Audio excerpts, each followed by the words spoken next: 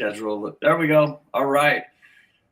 Awesome team. Welcome to the 5 Keys of Financial Success. I'm Thomas Rowe, Blueprint to Blue Chip. I'm joined by my co-host Aaron Charles, and tonight we have Leslie Callison. And I'm going to turn over the mic to her to give her an opportunity to talk about what she does and where she thinks the world of NIL. And we're even going to touch on the transfer portal a little bit. Now, I'm just going to pull back the curtain a little bit. I'm going to share my personal bias. I think the NIL is great, and I think that athletes definitely should get paid. But my fear that I've shared with Aaron, and I'm going to actually ask Leslie this as well, what are the long-term effects in about 4 or 5 years when some of these kids, their earning potential is going to hit an all-time high at 18, 19, or 20 years old?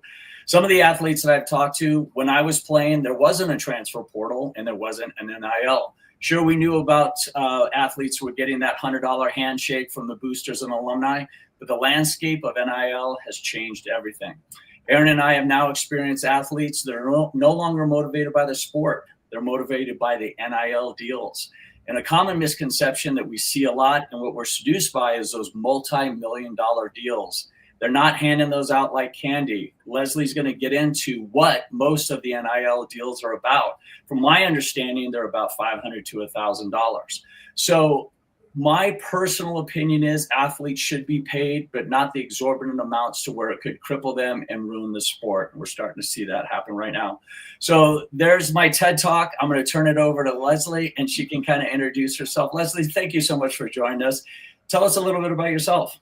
Yeah, of course. Thank you so much. I'm just thrilled to be a part of this tonight. So when I started as a financial coach about 4 years ago, and really it was recently within the last, I'd say 6 to 7 months, that I pivoted to the student athlete or athlete niche.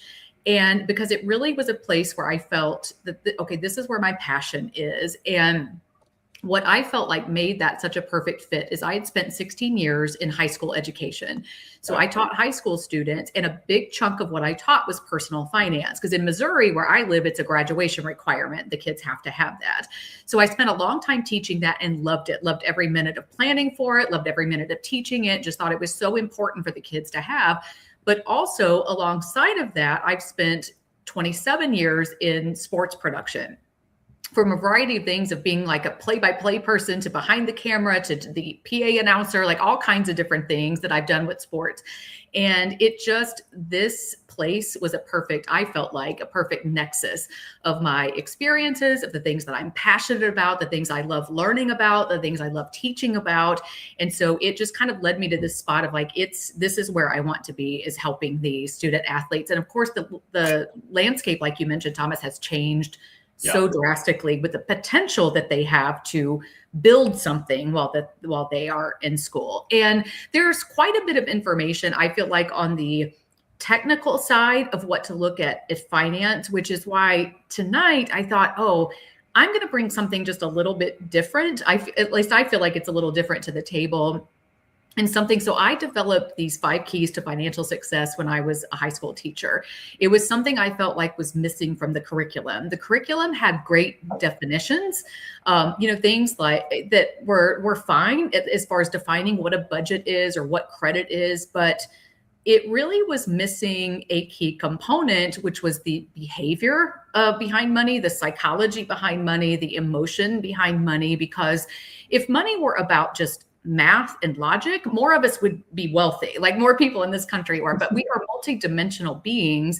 And that emotion really drives a lot of those decisions. It really comes into play. And none of that was in the curriculum, at least that we had in the school district that I taught. Right. Leslie, thank you so much. Hey, team, as I mentioned to Leslie off camera, I said the questions are going to start rolling in. Usually what we like to do is just kind of give a warm introduction, but the questions are already going. Leslie, we're up to 11 questions right now. So before we get into some other things, I'm going to fire this question off. Sure. Because this is coming from a mom. My son just got his first NIL check for $2,000, and his first reaction was, "That's it." He was comparing it to what he saw another athlete on social media getting. How do we teach gratitude when comparison culture is everywhere? Oh, so I'm so glad you asked that. Actually, that's one of my keys down the road, like when we get there, is actually gratitude and contentment. It is so hard. When I was growing up, and maybe you guys as well, there was the saying like keeping up with the Joneses, which Right. you had to be careful of. Well, the Joneses were the people in your neighborhood or your town, probably a pretty close demographic, or maybe one step up in demographic. And now with social media, the Joneses are everywhere from here to Dubai and all, like all the things in between. So we get to see all these crazy. So now instead of, thinking that I'm sad I don't get the designer jeans, I'm like now, oh, maybe I need that $500 face cream, to look younger, like all these other wealthy people are doing. But so it is really difficult. And I think the understanding, you were mentioning misconceptions, and one of the misconceptions is the size of NIL deals. Right. That the average, Bill Carter that runs NIL Forum, he's done some research on that the average is maybe sometimes the price of a used Honda. But when you break it down to the median price, which is different. So if you lined everything up from the smallest NIL to the biggest NIL, and you took the one that was right in the middle, that middle value is the median, it's like $60. I mean, it's so these numbers, these huge contracts are skewing the average. So even making that where it's not really an accurate number. It's really a lot of NIL is really more of these small, authentic NIL. Let me say authentic, because there's a difference in authentic NIL, what you are actually getting for your name, your image, your likeness, and then what I label is like synthetic NIL, which is more like the house settlement, the revenue sharing. So to me, they're different. They get lumped in the same thing just because it's easier to say one word, versus trying to explain all that out. But there are very different levels. And I get it, because if you're looking at somebody who signed a $4 million deal as a quarterback at one of the elite universities, that $2,000 does seem kind of paltry in comparison, but it's still a chance. What I really want kids to understand, even though it's not a lot, that's still a lot of hours flipping fries that you would have had to have worked to get to that $2,000. So even reframing it in that, like, okay, this is what I got. Yeah. And the idea that you can grow it more, like if you want more, then you build it to be more. Because again, authentic NIL to me is it is work. Like a lot of times you aren't just handed the stuff. There are some people who have the cachet to get the deals because of who they are, because of their level of talent. But by and large, the people who are profiting off of NIL authentically, they are shaking hands, they are emailing, they're calling, they're going into businesses trying to negotiate deals. They are really working at those things. And it's unfortunate that those don't make headlines, that we're not seeing behind the curtain of some of those businesses that these young people are developing because of NIL. Sure. This next question is from another mom. I knew that this was going to happen. I want you to expand on this more. My daughter is a high school soccer player. Okay, now NIL has creeped down into high school. She's constantly comparing her NIL deals to her teammates' deals. It's affecting her self-worth and her relationship with her team. How do we help her practice gratitude? There's that gratitude again, when everyone around her is flexing with what they're making. That is a tough one. And that comparison, it can be, so gratitude is one of those things that you have to practice. It is a discipline. It is truly something that has to be intentionally inserted into your life. There are a few people that are naturally grateful, but by and large, when it comes to that situation, especially in the teen years, when it is like you just are so influenced by what your peers are doing and what's going on around you, but somehow coming up with a daily practice, it could be 3 things that you write down every day that you're grateful for. And it can be silly stuff. It doesn't have to be life-changing. I mean, you can be grateful for your health and for your family. All of those are great, but you could also be grateful, for Oreos. I was like, they're the one things that are, they're never recalled. They never get listeria or anything. Like Oreos are reliable. They're wonderful. So it's like, you can be grateful for that, or, so kind of trying to reframe instead of comparison. There's a great quote that Oprah has where she says that if you focus on what you have, you will always have more. If you focus on what you don't have, you never have enough. That's awesome. So it really is shifting that. Okay, like, yes, I don't have what they have, but what do I have? Like, what is this giving me? What benefit am I getting from this? Because I could have nothing. Like there are plenty of people out there earning zero NIL dollars, Right. and it came up, that have nothing to show for it. And again, I think like I joked about the fries, but it's like, okay, well, this income, you could have worked however many hours at whatever minimum wage is in your place, to earn that money, or this was gifted to you because you've put all this work into this sport, you're attaining. So it takes practice. It doesn't happen overnight. I think it just becomes a very intentional, very deliberate. It's one of those things you really have to be mindful about it. So I think if you can teach your athlete to be very mindful of practicing that gratitude, that it will, it will become more of a habit and will take that focus off the comparison. Love it. Perfect. Well, team, clearly Leslie has got an NIL deal with Oreos, so that's off the table. You might want to try and go to if only. Before we get back into the questions, Leslie, we're already up into the high teens, I told you. But what I want to do is team, thank you so much for the questions. Thank you so much for being active and proactive with us. But I want to make sure that Leslie hits the 5 keynotes. So Leslie, let's get into key 1, income. Absolutely. So this is actually one I added in. When I first developed this format, I really only had 4 keys. And then I thought, what's kind of important to being financially successful is actually having money, is actually the income part of it. So I added that in, but it is the only external key. This really is the one that isn't fully within your control. I mean, there's a little bit, right, with salary negotiation, all that kind of stuff, but ultimately what you make may not be down to what you decide it is. If only we could just name it and claim it, that would be great.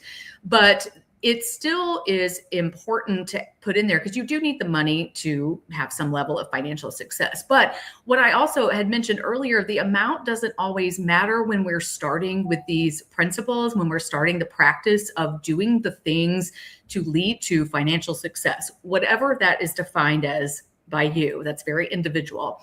But these principles work whether you make a little bit with the $2,000 or whether you're making a lot and making $2 million. Right. But the great thing is if we can start small, we've got to in building those muscles in order to be able to do better with bigger money. Because if you can't manage a little bit, you're not magically going to be able to manage a lot. The spending just gets bigger. The lifestyle creep comes in. And so you blow through $200,000 just as fast as you did $200.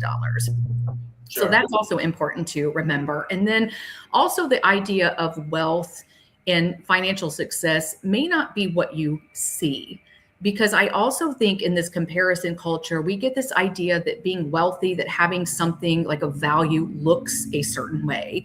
And it's great if we can shift our thinking from that. Is that quote, Morgan Housel, he wrote The Psychology of Money, which is a phenomenal book, but he talks about saving being the gap between your ego, like what you think it should look like to be rich or to be wealthy, and then your actual wealth. So the more we can increase that gap, the more secure we are financially. And income is such a powerful tool.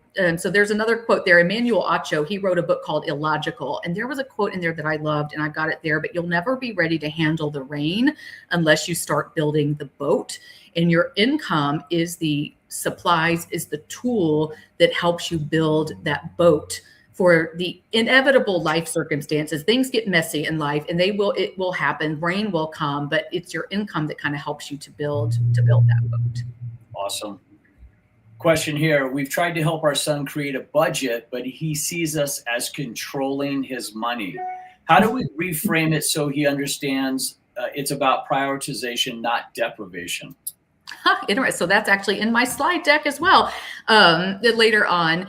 And so what I think is that there does have to be some kind of ownership in that. In fact, I had a client recently that I was asking her, because I always spend the first part of the session, going over what are you hoping to get out of this? Kind of what are your goals and thoughts? And she said, well, I really want to do well with my money and I want to do the things I'm supposed to do, but I also want to know why I need to be doing them.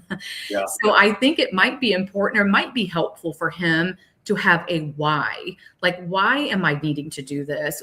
And maybe it's something like he needs to set a goal with money, or what does he value with money? Is there some big, like a bucket list thing that he wants to accomplish? Is he wanting to travel, like, or go on a spring break trip somewhere, or, whatever it was, he's saving up for a car or something, big like that, or to move out.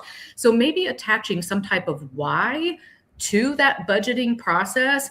And also keep in mind, budgeting does not have to be complicated. I love a good Excel spreadsheet, but let me tell you, when I say Excel to clients, they're mostly like, they get this horrified look on their face, like I'm going to force them into a spreadsheet. And I'm like, okay, well, we don't have to do that. There are definitely simple ways of creating a budget that maybe he's like hesitant to do it if it's one certain way is being presented.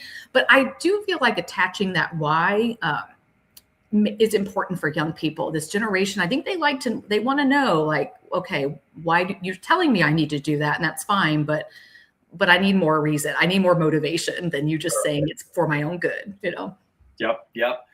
Great. Let's move on to the questions are coming in. Let's move on to key 2, gratitude and contentment. Yeah, you touched on that a little bit. So. Yeah, we did. We touched on this a little bit. So this one, I lumped together gratitude and contentment. And Robert Emmons, in his book, Gratitude Works, he shares a lot of research about how gratitude actually impacts our physical health. So it reduces blood pressure. It improves the immune system. It also improves our mental health. We've got increased happiness. We have, we're just more generous people, usually, the more grateful we are, and it impacts our relationships. And I thought, well, how about that? Because I feel like if it impacts wealth and financial health, or physical health, like it also can impact financial health. And I think it's so important, because without it, you kind of end up in that I'll be happy when trap. Like, I'll be happy when I get the pair of designer jeans I want, or when I'm driving the luxury car I want, or when I get the latest iPhone, then I'll be happy. Right. But if you recognize this book cover, if you have children, you've probably read this book or one of the others that Laura Numeroff has written. I think there's like give a moose a muffin and a pig a pancake and pick a party, all those. But if you read that book, the mouse wants a cookie and that want is satisfied, but it's not done. That would be a short book if that were enough, if that's how we were wired. But we're wired, he gets the cookie, then he wants the milk, then he wants a straw, and then he wants a napkin and a haircut. And, it just goes on. And then full circle, we get back to where the mouse wants the cookie again. So the want that was already satisfied, he's back to wanting that again. And it's just a great example. It's kind of cute, but it's a great example of really how we are a lot like the mouse. Like, we end up wanting. And if you've ever read Atomic Habits by James Clear, he talks about this in the parts of your brain that light up. So here's one of the problems. We're not just fighting like emotions, we're fighting physiology here a little bit, because your brain just lights up at the anticipation of receiving something.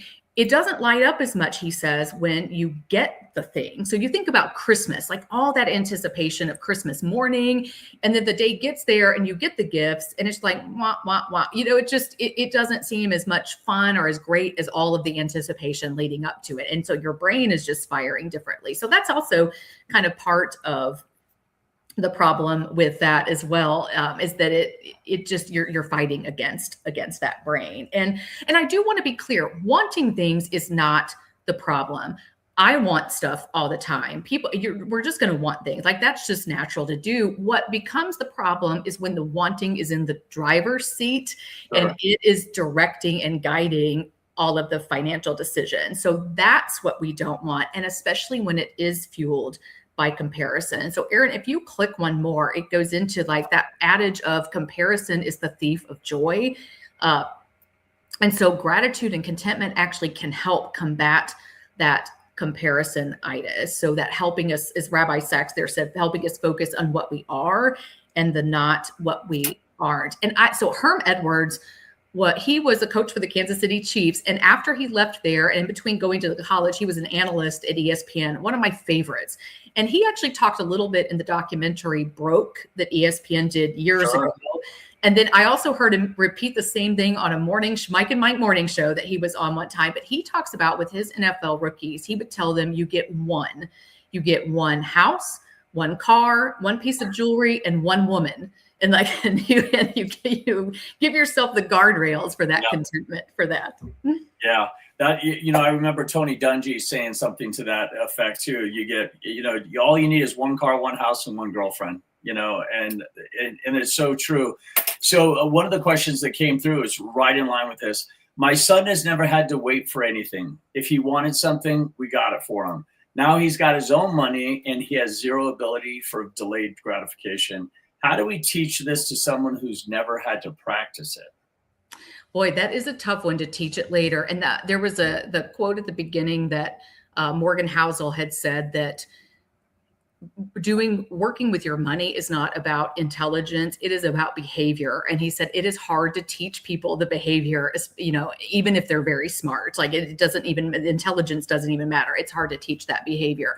I think, again, it kind of comes down to teaching them like a why, or even asking questions. So even not condescendingly, not accusingly, but like, okay, so you want this purchase, like, let's talk this out. Why do you want it? What is this, something that you've really been thinking about, or is this an impulse purchase that we need to talk about? Like, maybe can we agree on that? Maybe you wait 24 hours to make a purchase of some sort. So don't go like whole hog and be like, well, you need to wait a month, make it like small steps, right? So we're waiting 24 hours. We're thinking about it. I do this with my 12 and 9-year-old. I get the biggest kick out of watching them work through these things. And sometimes they still decide to buy it. They want the package of squishies. And so they buy the package of squishies, but I do at least ask the questions and be like, okay, now you've also talked about wanting this other thing. Sure. So is this really what you're wanting in this moment? Or they'll walk around the store with it in their little basket. And then before checkout, they're like, I don't really want this. I'm going to put it back. So even just encouraging them and encouraging, your son to have that time frame that he's agreed on, that said, okay, yeah, sure, I'll wait 24 hours or whatever, 12 hours. whatever it is that's agreeable to him, to maybe start putting that framework in place in a small way. And then maybe it can grow as he starts feeling the benefit of that. Because some people are just spenders by nature. And again, we're fighting biology because it feels good when we buy something. Our brains are just like pinging around and lighting up like crazy when we buy something. So we are kind of fighting against that as well. And maybe even explaining that, like, hey, we know something good is going on in your brain, but let's pause. Let's hit the pause button. Sure. Another question here is, our daughter says, I'll save later when I'm making more money. How do we help her understand that delayed gratification starts now? It does. And so, oh my gosh, that's such a common saying, that I'll save more when I make more. And again, it goes back to that.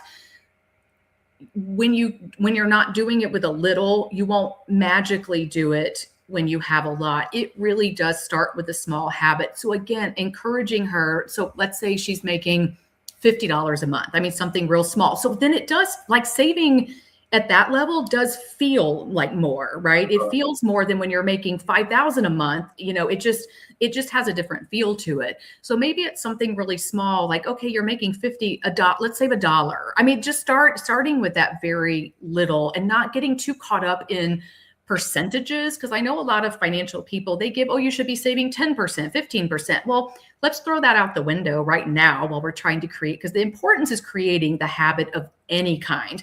I don't care on the amount right now. We can build to that. So it's kind of like if I'm going to bench press 400 pounds, I can't just say, well, I'll bench press it when I have the feeling that I can do 400 pounds. It's like, well, I have to start with the bar and and then I've got to like work my way up to it. I can't just jump in and start bench pressing that. But I think just encouraging them to start somewhere. Again, it could be $1, it could be $5, whatever it is, just to start the habit of that. For sure.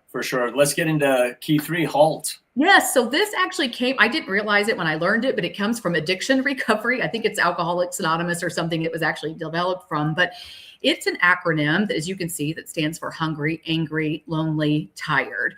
So what this has to do is being aware of the emotional spending. So again, if money were just about simple math and logic, great. We'd all be good. But these emotions come into play. And the idea behind this is that when you are in one of these states, you are a little more vulnerable and you're not at your peak decision-making capacity. So it really is pushing the pause button before you make any major financial decision. The easiest example, of course, is hungry. We've all been told, like, don't go grocery shopping when you're hungry, because to me, it's a double whammy. Not only am I spending more than I should be, than what's on my list, I'm also buying things that aren't the most benefit to my body, because it's going to be the cookies and the Hostess aisle just looks like the heavens lit up, and opened up for me, and the chips and all that stuff. So it's kind of double whammy at that moment. So that's kind of like the simplest example. And, these are more for bigger things. Like if you're hungry and you want a candy bar, get a candy bar. But this is really to really make sure you're assessing those impulse purchases. And unfortunately, in our society, used to, if you wanted retail therapy, you had to drive somewhere, like the mall or the store had to be open. You had to take the car to go. It was a little more difficult. But now it's one click buy on the app. The marketers have reduced a lot of the friction when it comes to spending. So it makes that pause even more important, that we're taking that moment to say, okay, wait a minute, why am I really buying this? Gotcha.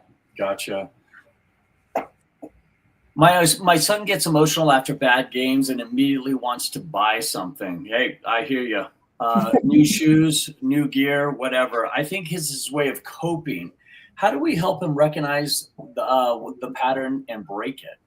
Yeah, I think for one, oh man, this was the perfect key for that question to come in, because it is a legitimate thing, and that this happens.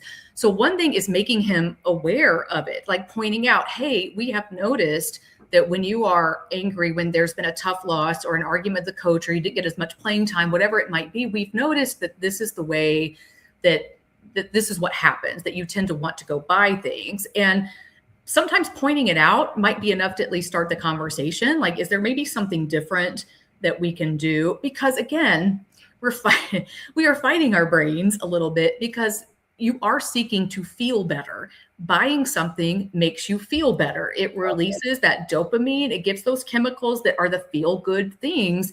It gets them in your brain and in your system. I totally understand. I'm sure we've all been there where we've made decisions in these spaces because we're seeking to feel better in some way or another.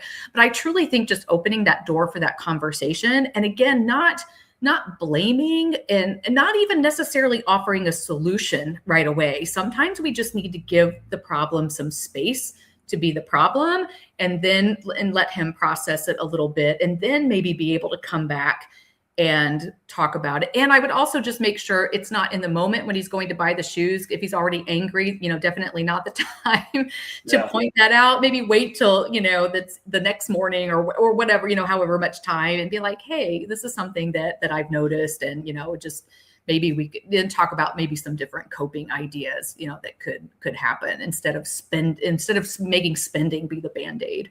Sure. I'm definitely guilty. This is from an athlete. It's our first athlete. Most of these are parents. I'm definitely guilty of shopping when I'm stressed or bored. Like I'll doom scroll on Instagram, see something I want, and buy it before I think about it. How do I actually pause and use the HALT method in real time? I think so. Some of those is you just really, instead of scrolling mindlessly, this stuff really takes intentionality and really calling it out in yourself. So before you hit that button, it might be that for a certain time, you at that moment walk away from your phone, that you choose to set the phone down. Maybe even you go as extreme as deleting the app for a while, or you put even time parameters, maybe, because I would also pay attention. When does that happen? Is it a certain time of night or certain time of day? And do you need to have a contract with yourself that says, okay, this is constantly happening after 10 p.m. Right. So after 10 p.m., my phone, I put it away. I put it do not disturb. There are different apps that help you control the time that you are on social media apps. So maybe it's worth looking into one of those. I wish I had a thought of what they were off the top of my head. I would share them, but where you can set time limits or time constraints on those types of things. So those to me would be the easier things to do. And just, if you're a journaler, maybe jot down what you're feeling at the Sure. time. There's some power in writing that out and getting it out of your head and onto paper where it's something tangible. And it might also help you see a pattern of when that behavior is happening and really what is at the root of it. Because that's really, like, I get if you're bored, just our phones and everything make it so easy to just flip through and hit the shiny thing that appeals to us. It is a hard thing. Like I said, you're fighting the natural biology of your brain, which also makes it hard. Yeah. And then we got another question from another athlete. I've never thought about being hungry or tired affecting my spending. But now that you mention it, I make dumb purchases late at night when I'm exhausted. How do I catch myself before it happens? Oh, so that's a great question, because a lot of this decision making has to be done when you are not these things. A lot of the decisions you are making that you say, okay, this is the plan I have. It has to be made outside of that emotional time when your logic center, your executive functioning is a little more activated and is operating at a good level. So that is really important. And it also doesn't hurt, I think. So like I mentioned, this came from addiction recovery. Well, what do? They have sponsors that they can call when they're struggling with some of these things. It might not hurt to have an accountability partner, because I guarantee if you are doing these behaviors, somebody that you know is also struggling with them. It could be one of your friends or peers or teammates.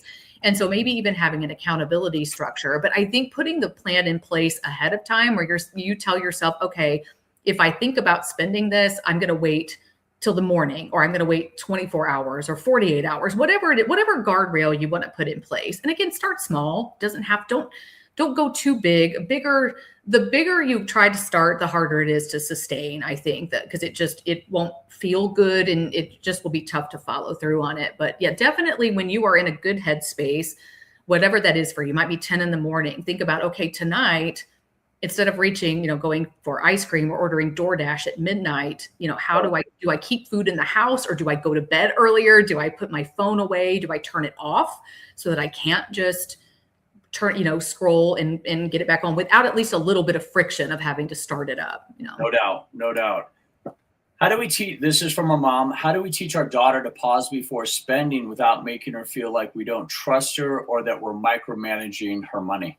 Oh, that's a great one, because that is a tough balance as you start parenting kids that get older, because they should be taking some of the autonomy of the decision making on, but we also want to guide them to do the right thing as well. And I just think if you are seeing where she is spending more impulsively, I think there can be ways to question some of that aren't condescending, or just trying to have that conversation and pulling out. So, help me understand like what's going on, when you're purchasing this, or asking those curious questions first, not again in the hopes necessarily in the beginning of offering a solution, but just getting her thinking about her behavior and how it ties with her thoughts and how her actions with her money.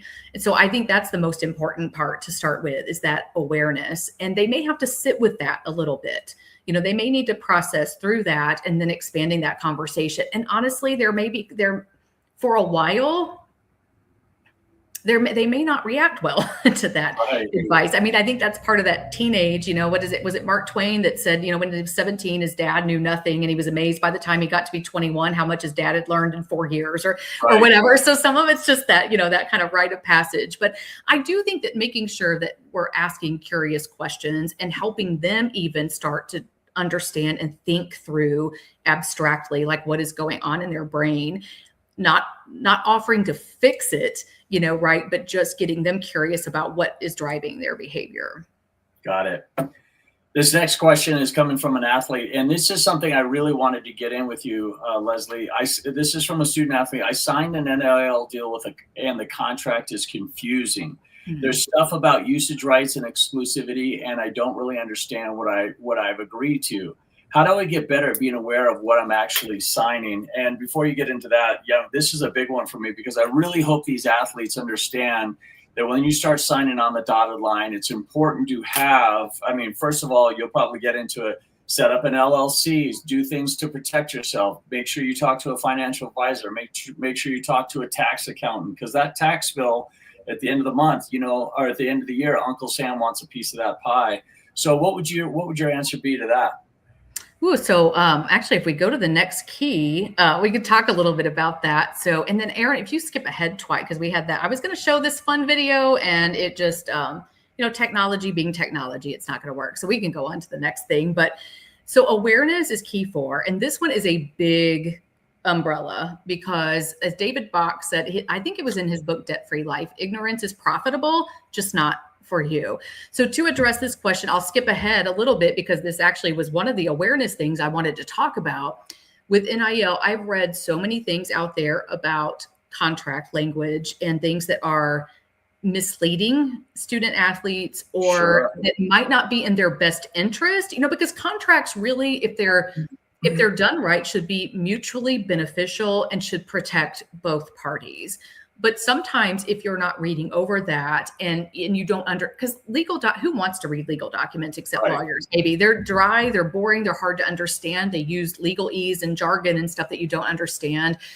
I would next time, if you're signing a contract or the next contract you sign, please have a lawyer, a legal expert, somebody who knows what they are doing, look over it for you. There are several that I've even talked to in my area. And one of them said, she's like, I don't really know NIL specifically. She said, but I could at least tell you what the contract says. I could tell you about exclusivity and termination rights and perpetuity and all of these different things that could be very confusing. And unfortunately, if you're in the middle of a contract that is not great, depending on your age. Now, if you're under 18 and somehow have entered, and you might have some wiggle room there, but if you are over 18 or over, you may have some trouble getting out, but just you'll have to use it as a learning experience going forward because it can be very, very confusing. I would still, if you still don't understand it, I would take it to a lawyer and just, maybe there are some people that might review that for free that might not charge you anything just to look over the language of the contract if they're not negotiating. Like I said, I've met with a couple people just in my area that have told me that is something that they would offer. So I would seek out somebody in your state and area or the state of where the contract is. Sure. And get that information. But for people going forward, there's so much to know. And what I really want what students to get is don't get so enamored with the money amount that you just get blinded by everything else. Because let's say our local university is Missouri State University. And so let's say I have a kid that's getting $20,000 there and he's getting courted by, let's say UCLA in California, and they're going to pay him $50,000. Well, at just first glance, yeah, of course, let me go take the $50,000. Well, it's like, well, wait a second. Like, let's halt a moment, right? Let's pause just for a moment because state tax law in California is way different than it is in Missouri. And does that impact you? Does it impact your parents' tax situation? Like, is that something to take into account? What are do your credits transfer? How does that work? Are they paying for your schooling? Are they paying for your housing? Like, are you actually apples to apples getting the same benefit out of that $50,000 that you would for the $20,000 here in this state? Travel costs if your family's local. I mean, just all of these different things that have to be taken into account. And then what is in the contract? Who holds your NIL rights? Because some schools have it in there where the school holds it. So if you want to go get a third party deal, too bad, so sad, because now the University of Washington or wherever holds that right. You can't go get your own sneaker deal. What about injuries or coaches transferring? What if you don't perform? Like, what are the clauses in there? Who can terminate the contract? Do you have a right to terminate if they're not fulfilling their end, or do they have sole termination right? So just so many legal things. And the bigger the contract, the bigger the money, the more complexities are involved.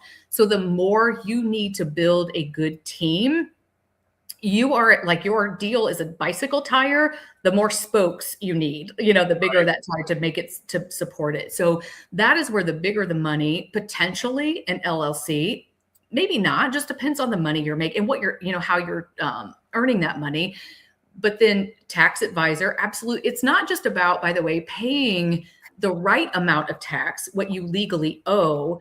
It's also about legally avoiding paying what you don't have to pay, so there's strategies, but you can't do that April 15th when you're filing. You have to think ahead and get ahead of that curve. So I'm, again, not talking about tax evasion. Like we're not like scamming here and, keep like not paying what we were supposed to, but there's things in the IRS code where you legally can do things to minimize your tax liability, but you have to plan for that ahead of time. Those are some things that may have to be done. And again, the more money you have, the more complex these things grow. If you know the notorious BIG saw more money, more problems, that's kind of part of it. It's really more complexities that come in. So getting that financial advisor that can help you grow some of your money, beyond this time and into your retirement, and just having some people take a look at that, it really will take a team. I equate it. So like when you're Pee-wee football, we have one or two coaches on the sideline. The higher level you go in football, the more that coaching crew grows and the more specialized they become. And so it's the same with your money. When you're starting out, you may not need really anybody, but as that amount grows, the more people that you need that specialize in their specific areas. No doubt. No doubt. So this is a good one here because I wanted you to go into a little bit more depth. You mentioned true cost of ownership. Can you give me an example? Because I always just look at the monthly payment to see if I can afford something. What else should I be looking at? Yeah, absolutely. So marketers do a great job in making sure that this number is what we focus on. And so this is one part of awareness that I always wanted to make sure that my students really understood, and my clients now that they understand. So I live in Springfield, Missouri, home of Bass Pro Shops, if anybody is familiar with that. And so they have boats there. And I was there one time. This was back when I was actually still teaching. And so this caught my attention because what jumps out at you, and because this isn't really interactive, I have to assume most people might say the 279 because it's in the yellow. It's got it's bigger numbers, bolder numbers, because marketers will try to make sure you can afford whatever monthly payment fits if you want to buy this. But if you look at the little teeny tiny print down there, if you can read it, it gives you, okay, it's a 10% down payment. So you're paying $3,600 up front. Okay, maybe no big deal. But the term of this loan is 180 months. So again, clever marketing, because not a lot of people can convert the simple math maybe in their head. But when you do take the moment, again, it's just basic division. When you divide, it's 15 years. This boat loan is a 15 years long of paying $280 payments. So by the time we do that and we have our down payment, we're paying nearly $55,000 for the $36,000 boat. And that doesn't count cost of our trailer, the insurance, the boat slip, the sales tax, the docking fee, the winterization and maybe storage fee, like all the things that come with a boat. And I use this, I understand most athletes probably are not going out to buy a boat. I get that, that's probably not the thing. But a car, like that seems to be one of the first things a lot of students want to buy with their money. And it can be just as detrimental because now, used to 3 to 5 years was about the length of a loan. Well, now we're getting into where some are offering 7 and 8 year loans. And, it's like, that's crazy. Of course, your monthly payment's going to look better, but the overall cost of owning that car will be greater. And in Missouri, we don't pay sales tax at the dealership. You pay it when you go register your vehicle. So that is something that a lot of kids aren't aware of. And then all of a sudden, depending on the price of the car, now you have a 9% sales tax fee that you have to pay that, well, they didn't know that. They just put all their cash down on that vehicle and they have nothing left to pay their sales tax and get their registration taken care of. So it's little things like that. Knowing how much, and I've just heard it so many times over the years of what led me to put some of this together is like, oh, I had no idea. I didn't know. They weren't aware of maybe the fees they were paying for certain things. Some people aren't even aware of the number of subscriptions they have that they're paying for. So some of it goes into that, that level of awareness as well. One of I had a mentor say, stay away from the 2 F's. If it flies or it floats, stay away from it. Just the costs that come with it. And you just touched on it between the slip fees, the trailer and everything. I want to save money and build an emergency fund, but I also want to enjoy being young and having money for the first time in my life. How do I balance delayed gratification and actually enjoying the money I'm making? Oh, yes. I love that question because budgeting gives you the ability to do both things. So budgeting is really not about deprivation. I think somebody even in their question had asked about, like, it really is about prioritization. So it gets a bad rep. Some people think of budget as like a 4-letter word, because we do think of it as like, oh, somebody's just going to tell me that I can't spend money. Right. Well, I've heard it said you can have anything you want, but you can't have everything that you want. And so what budgeting can do, that plan, and again, we'll say spending plan or plan if that makes it feel a little bit better. But what it does is it's telling my dollars what is really important, because I think, so when I was first teaching school, if anybody has been an educator, that first year is just hard. So by the end of the first quarter, I was tired. So going back to HALT, I thought, and there was a Starbucks just right up the road from my school. And I thought, you know what? I deserve this treat. I work hard. They're long days. I'm getting to school when it's dark. I'm leaving school when it's dark. Like, I deserve this treat. And so I went and got it. And when I was wrapping up my October budget and moving into my November, I realized I'd spent $90 on mochas at Starbucks for that month. And so it's not the coffee that's the bad thing. But it wasn't how I wanted to spend my money. But I wouldn't have known that. I would have thought I'd spent $20 or $30. Sure. Because it's just the little things sometimes that sneak up on us. It's not the big, I know when I put gas in my car, I know when I pay my insurance bill, but it's those little $5, $10 things that kind of sneak in that we spend more on than what we realize. So budgeting is really just about identifying what is important to me. So yes, saving for the emergency fund, 100% important. Definitely do that. But if you want to enjoy some of the money now, that's great. But decide, what is it you want to enjoy? Because you can't do all of it. You can't do everything. You do have to prioritize. That's where the budgeting comes in handy. Because if you want to, like, again, it's maybe a spring break trip, well, maybe that means you don't get the Monster energy drink every day, right? So you're saving that money. You actually are putting it to the things that matter to you, that are fun to you, whatever that looks like. And again, I want to say, like, I don't want to get into, like, because some people talk about the latte factor, like not spending the money, on the coffee. And if that coffee is important to you, if that's the thing that like gets you going every day, absolutely make it happen. But realize there may be trade-offs in other spots, in your budget with your spending. If that's what you want to prioritize, knock yourself out. Like, that's great. It just means we may need to move some money around from other places that maybe don't meet those values or those needs or goals that we have. Perfect. Key number 5, delayed gratification. Our audience is already a little bit ahead of us, but let's get into it. Yes, they are. So yeah, this one to me is really significant because it's so counterculture. Our culture has made where waiting is like a bad thing for, so we've got, you think about how it's evolved over time with, drive-throughs. I've seen a drive-through liquor store. I've seen, then we were able to order online and get, you think about the old Sears and Roebuck days, it's like horse and buggy. It's taking months for you to get whatever you ordered, and now we're mad if it can't get on our porch, by the end of business day, so it's like, it's evolved. It's one click buy. It's just also at our fingertips. The friction has really been removed, but they did a study years ago. There's a famous marshmallow experiment that was done in Stanford where they gave, I think it was like between 4 and 7 year olds, one marshmallow. And they said, if you can hold onto this marshmallow and not eat it, after 15 minutes, we will give you a second marshmallow. Right. And so like 2 out of 3 kids ate the marshmallow, right? Because it's just, how can they not? It's sitting there right in front of them. Some held out like 14 and a half minutes, but ended up eating it.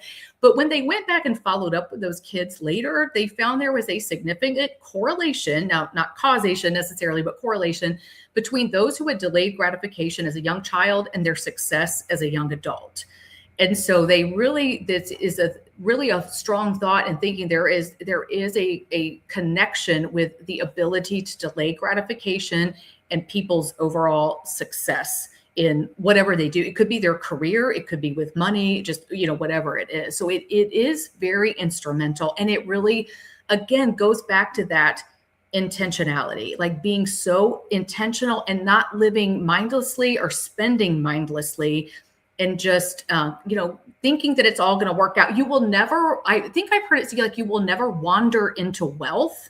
The only place you wander into is like broke town, like that's where you wander. Like, you have to deliberately, if you're wanting wealth or financial success, again, whatever that looks like to you, that has to be deliberate. Like, you're not getting there by accident. I know I need to work on all 5 of these, but I'm overwhelmed. Where should I start? Which key should I focus on first? Ooh. I would focus on awareness first. That is where I would start, especially if you do have an income, because awareness, being mindful of these things, to me, that is the place you almost have to be. You have to be aware of the emotions. You have to be aware, are you grateful? Like, are you doing those things that are grateful? Are you aware of how much exactly you're spending or exactly how much you're earning? Some people get confused between talking about what they earn and what they actually bring home, right? So there's just so many things to me that awareness encompasses, because once you are aware of it, then you can start addressing things one by one and implementing little practices that help along the way. But without that awareness, it's like trying to plan a vacation without knowing where you're going. It's hard to do. No doubt. Let's see here. If you could only teach athletes one of these 5 keys, which one would have the biggest impact on their financial success? I'm going to hold to awareness, because to me, that's that big umbrella, because that's where I talked about like budgeting. So being aware of what you're earning and what you're spending, it's looking at what does it really cost for me to own this stuff? What's the cost of buy now, pay later? That's another one, right? That people get into, that they don't understand the rules and the regulations of what it means if you miss a payment, and they're still calculating all that interest, right? So just under that awareness, and that the awareness with the NIL deals, because that's where that comes under, of knowing what's in your contract, what you're really signing, Sure. what's being offered to you. So to me, that awareness umbrella is big and it encompasses a lot. And to me, that's where, even though I have it as key number 4, it really is where a lot of it starts. Awesome. We actually have a coach here. Of the 5 keys you talked about, which one do you think is the hardest for athletes to actually implement? Like, where do most of these athletes struggle? That's a great question. So to me, it would come between 2 that I would have trouble defining which ones the most they struggle with. One would be HALT, is that emotion, spending, and then delayed gratification. And delayed gratification is not just an athlete thing. I think it's really that like culture that has defined this newer generation and getting things more instantaneously. I think that's a tough one to combat. But the emotions, right? Because there's a lot of emotions in athletics as you're struggling. You're on the highs of wins, but then there's the lows of the losing, or the not getting playing time, or the struggle with teammates, or there's just a lot of emotion that comes into that. And so I could see that one being probably that like a toss up between that one and delayed gratification. Got it. Our daughter's boyfriend spends money like crazy, and it's influencing her spending habits. How do we address this without sounding like we're attacking him or her choices? Whale. That is a tricky one. Some of it. So I would also question, like, is this her? So there's some nuance to this, right? Where it's like, it depends, because is this her money that she is spending? Right. It may be kind of tough to, sometimes it gets hard. If this is truly money that the kid is earning, then sometimes they have a right to mess up with that money, and they have a right to make those mistakes, as hard as it is for parents to watch that sometimes that is what becomes necessary for future success as well, is that if they're not going to listen, then sometimes they have to make that mistake. But I think that it is hard, because I feel like everything you ask your teen, it comes out as accusatory. So, Sure. I mean, my kid's just 12 and she's entering that. Everything's like, like the most like banal thing that I do is like, oh gosh, mom, so I feel like nothing that I say is right. But I do think it's maybe asking, like putting off, not asking in the moment when the spending is happening, but even asking later about, oh, I see that you got a new shirt, tell me something about like what, maybe even asking like, oh, what drew you to that? Or what makes you, what made that important to you, or whatever. And so, but again, not tying it to, you really can't say anything against the boyfriend. That's a no-win situation at that point, to say anything against that. But I do think and I know I've said it before, and it's probably not the most concrete answer, but just asking those questions from a genuine place of curiosity, and not from a place of trying to solve their problem in the moment. But just getting them aware, getting them thinking through like, well, why did I buy that thing? Like what did make me want to purchase that? Or even getting them talking about goals. Like maybe it's not even, you don't even talk about spending. Just be like, hey, your dad and I, or whoever it is, we're talking about our financial goals. Like we have this goal of, getting a new car in 5 years or whatever. Like what is something that you would have a goal financially as you're entering young adulthood, And so maybe framing it even that, where they're starting to think about something other than the present moment. I mean, that might be something that would be helpful as well. Sure. You said the goal isn't perfection, it's direction, which is awesome. But what does that actually look like day to day? How do I know if I'm moving in the right direction? Yes, I think that intentionality of making small steps. So nobody is doing this perfectly. I will tell you, I don't know that I've ever had what I would call a perfect month budget with my budget, right? So, and the financial success, all that, it's not a destination. It really is truly a journey, and the journey will veer, it will change, your life circumstances change, things will look differently. You have to be willing to adapt. The budget is a dynamic. It's not static. It's not like, okay, I got it this month, it's figured out for the rest of my life. It doesn't work out that way. So, and it may take a while, by the way, before the budget feels comfortable. I don't want to say when you get it right, because there's to me no such thing. It's whatever is comfortable for you, what feels doable, what feels sustainable. It may take a lot of time to get there. But as long as we're continuing to try, even if one method doesn't work, there may be another one that does. Maybe the cash envelope method works really well for some people. Maybe having two separate checking accounts where one is totally for the fixed expenses and the other is for your fun, just eating out, getting your nails done, getting your hair, whatever, shoes, clothes, all that stuff. It comes, you're budgeting there so that the needs are taken care of, but everything, the fun stuff is swiped with a different card. So that could be where you're not having to micromanage, but looking at just a bigger amount. But it's just making those small, don't worry about saving 10%. Worry maybe about saving $10 if that, whatever it is. So those little intentional things, and you'll be amazed that when you do start looking at this stuff pretty regularly. And I would say, even if you don't even think about a budget for the month, maybe it's you budget for the week. Right. So maybe if you get, or every 2 weeks, if you get paid every 2 weeks, maybe it's shortening that down so you're not zoomed out so much, but maybe zoom in just a little bit to where it's smaller chunk and seems more manageable. And find some, I've mentioned quite a few books even in this, and I'm happy if people reach out if they want more, like a more comprehensive list. But sometimes consuming this content, it also keeps it front of mind. I know people may not always be huge readers, but there's lots of financial related podcasts. There's great books out there, audiobooks. If you work out and you listen, sometimes keeping that stuff in the front of your mind. I do share quite a bit of this. So as my page, my contact information is there. My email is there, my social account. So TikTok and Instagram, I put a lot of this content out there. And actually, you guys got a preview because I haven't even made it to awareness and delayed gratification yet. The keys as I've been working through my content.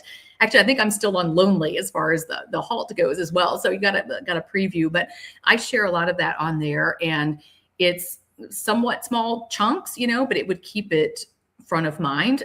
That's one of the things that I've appreciated so much about teaching in this space, is that it keeps me so accountable when it comes to my own money, because I am constantly learning and reading and consuming content in this area. And I mean, it really is true. A lot of what you think about, what you consume, is really what, your input becomes your output.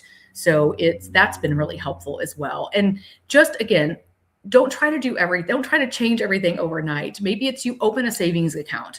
I mean, that may be the first step, and maybe it's 2 months before you put another dollar in there. Okay, but at least we have the account open, and then, kind of figure out from there. Awesome, team. We want to be respectful of Leslie's time as well as your time. We're going to wrap it up with our final question, and I think this is a perfect one. Leslie, how do we support our athlete in practicing these 5 keys without nagging them or making them feel like we're controlling their money? Yes, that is a tough one. I think some of it is even modeling. So maybe if these aren't necessarily things that you've been practicing in your own financial life, maybe or at least outwardly where it can be seen, or maybe it's not been talked about. Maybe it's something that even as a family, maybe you start with gratitude. Maybe you come together as a family every day and you say, hey, here are some of the things that we are grateful for as a family. And so modeling that can be a big deal. And again, teenagers, like, it's a wacky time, so it may take a little bit for them to embrace it.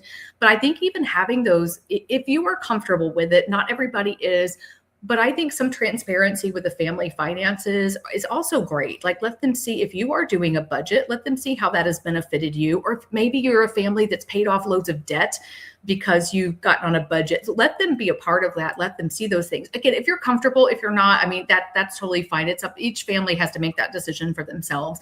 But I do think there's some power in them having seen that this is something you have done versus just something that you're talking about, that you know that's good for them, but that they maybe can't see the result. And really defining that, like, okay, why is it that this is beneficial? Well, because what goals do you have? Like, do you want to travel? Do you want to go to Europe on vacation? Or do you want a Mercedes or whatever? I mean, then there's got to be an intentionality and a deliberate, purposeful approach to money that gets you there. Awesome. Leslie, thank you so much, team. We've got the slide up there on how you can get a hold of Leslie, everything from Instagram, TikTok, as well as LinkedIn. Leslie, is there anything that we didn't touch on today that you think the audience needs to know? I did want to go back and revisit in talking about contentment. One thing I wanted to make sure that I distinguished is that there is a difference between contentment and complacency. And right. I wanted to make sure and point that out, because when you're content, that is, to me, speaks a little more of like inner harmony or a little better place. You can still be driven. You can still be ambitious and want things and want to be better, want more, want to improve, and still be content. Complacency, to me, almost seems more like a fatalistic acceptance of wherever you are. I think it shows maybe a lack of self-awareness or introspection and a way of improving. And in fact, I just yesterday listened to an interview with Nick Saban, and he was talking about that complacency builds like a blatant disregard for doing what is right.